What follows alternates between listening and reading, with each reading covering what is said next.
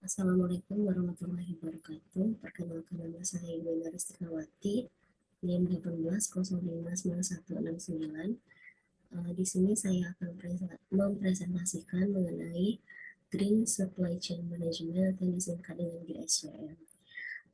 Di sini dengan dosen pengampu yaitu Bu Mutia dengan mata kuliah manajemen rantai pasokan.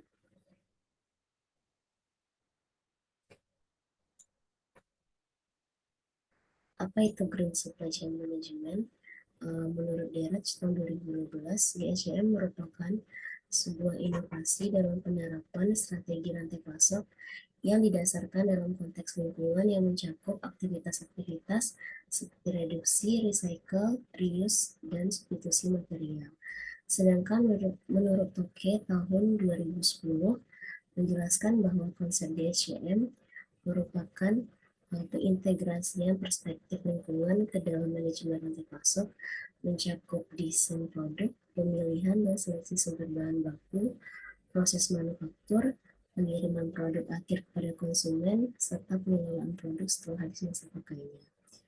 Maka dapat disimpulkan bahwa GSCM merupakan suatu model bisnis rantai pasok produk yang sangat berkorelasi dengan implementasi prinsip pengembangan yang berkelanjutan terhadap praktik bisnis dengan memperhatikan aspek lingkungan.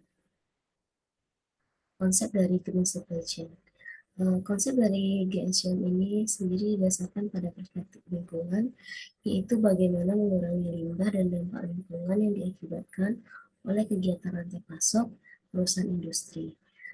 Dan hal ini merupakan aspek non-finansial jangka panjang penting terkait dengan lingkungan yang harus diperhatikan oleh perusahaan dalam menjaga hubungan baik demi keberlanjutan kegiatan rantai pasoknya di masa yang akan datang.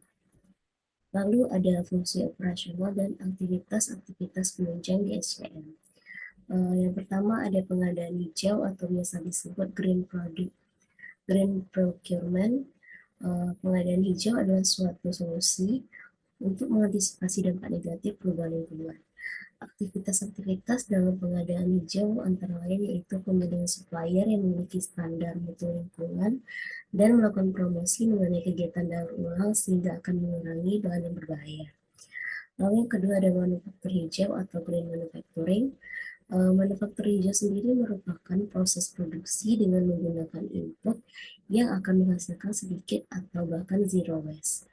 Aktivitas dalam manufaktur hijau seperti teknologi efisiensi energi, yaitu dengan mengurangi daya konsumsi dalam produk, meningkatkan kapasitas mesin, desain produk, dan lain-lain. Lalu yang ketiga ada distribusi hijau atau green distribution. Kegiatan non-distribusi hijau yaitu dengan kemasan hijau atau dengan kemasan yang menggunakan bahan yang ramah lingkungan.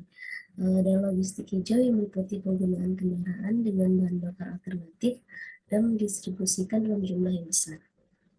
Lalu yang keempat adalah logistik balik atau reverse logistik. Logistik balik merupakan proses mengambil produk dari konsumen akhir untuk tujuan meningkatkan nilai pembuangan yang tepat. Aktivitas yang dilakukan seperti pengumpulan, penyortiran, pemulihan, redistribusi, dan pembuangan. Lalu selanjutnya ada tujuan dan manfaat dari Green Supply Chain Management itu sendiri.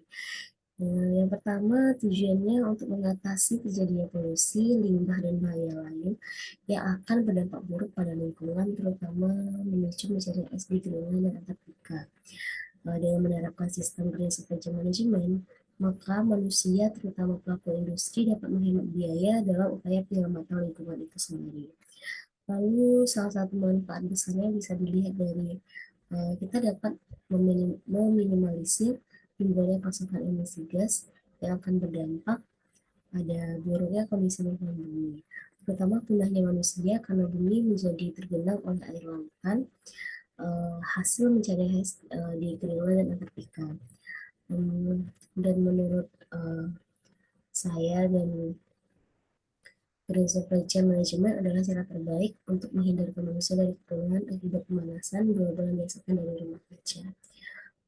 Mungkin sekian dulu presentasi dari saya mengenai Green Supply Chain Management. Apabila ada salah kata, mohon dimaafkan. Terima kasih atas perhatiannya. Wassalamualaikum warahmatullahi wabarakatuh.